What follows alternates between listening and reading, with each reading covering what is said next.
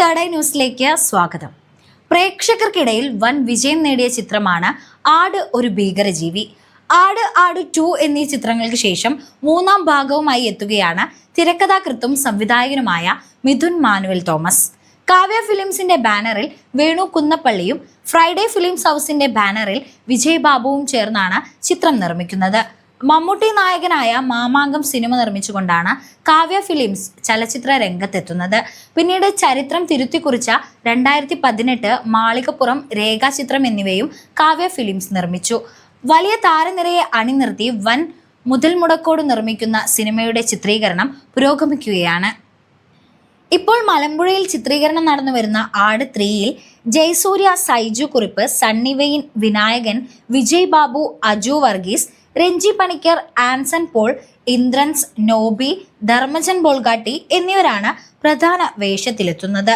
സംഗീതം ഷാൻ റഹ്മാൻ, ഛായാഗ്രഹണം അഖിൽ ജോർജ്, എഡിറ്റിംഗ് ലിജോ പോൾ, കലാസംവിധാനം അനീസ് നാടോടി എന്നിവരാണ് നിർവഹിക്കുന്നത്. വൻ ഹിറ്റായ ആടിന്റെ മൂന്നാം ഭാഗത്തിനായി എല്ലാവരും കട്ട വെയിറ്റിംഗിലാണ്.